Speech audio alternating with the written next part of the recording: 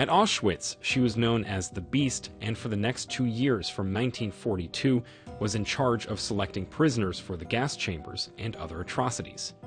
She often chose some prisoners as mascots, pets, keeping them out of the barracks until she got tired of them. She played with them like toys, and eventually sent them to their deaths.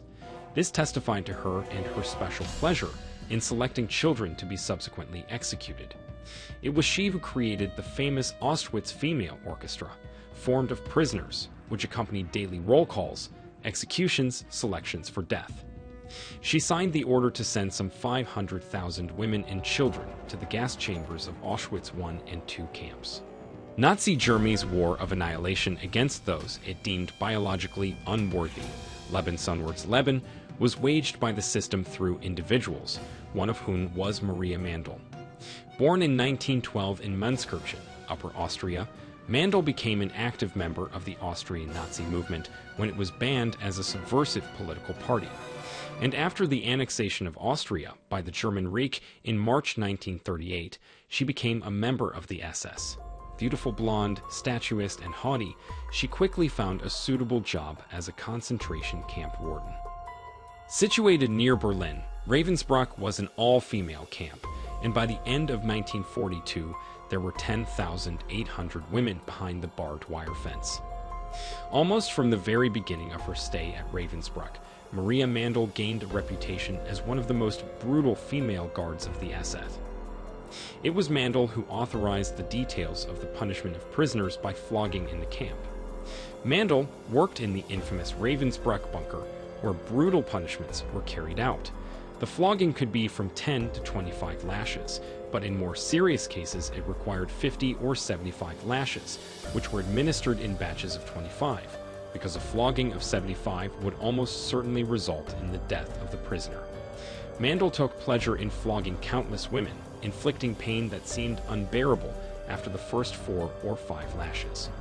Many of her prisoners would lose consciousness during the punishment and had to be revived in order for their punishment to continue, and after the flogging, the beaten parts of their bodies would turn blue as ink from the severe swelling. The swollen areas where Mandl's whip had cut deeply into their flesh took months to heal. On October 8, 1942, Mandl was appointed female Oberaufseherin, chief warden, of the Auschwitz II concentration camp. Mandl soon became known to the inmates as the Beast. Mandl participated in the selections of prisoners, where she decided which prisoners would stay alive and which would die within an hour. Of the women she selected, those who were not sent to the gas chambers were to be subjected to painful, crippling, and often fatal medical experiments conducted by such SS scientific investigators as the infamous Dr. Joseph Mengele. Some of the women chosen by Mandl became guinea pigs in experiments conducted on behalf of the IG Farben Chemical Trust. In one letter to the commandant of Auschwitz, a representative of IG Farben admitted that they received an order for 150 women. Despite their emaciated condition, they were deemed satisfactory for experiments on them. In time, another letter reported the tests were carried out. All the subjects have died. We will contact you shortly regarding a new batch of women. Mandl showed a passionate love for music. In April 1943, Mandl decreed an orchestra for the betterment of life in Auschwitz II. Instead of cleaning toilets or hauling stones, a privileged group of women were forced to perform as members of a special orchestra consisting of several violins, cello, accordions, guitars, and mandolins.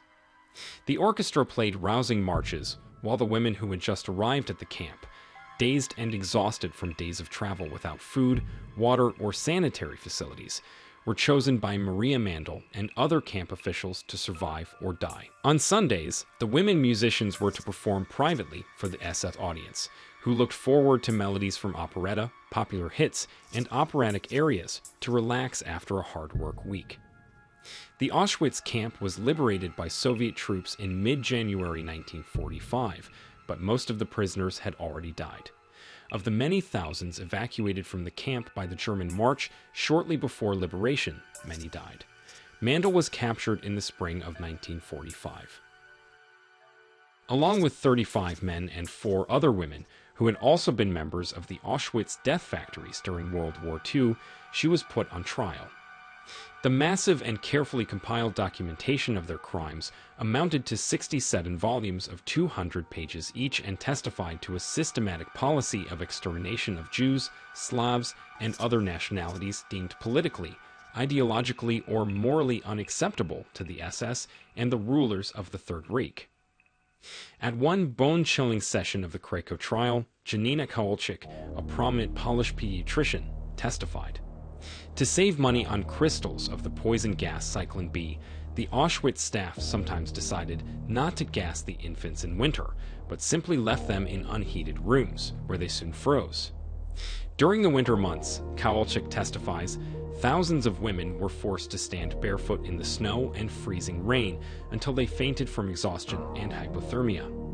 Then they were ordered to flee to the barracks. Those who failed to do so were then selected by Maria Mandl and others for Sonderbehandlung. Maria Mandl was personally involved in the execution of more than 250 children, whom one spring day they decided to exterminate, so to speak, by removing the extra mouths.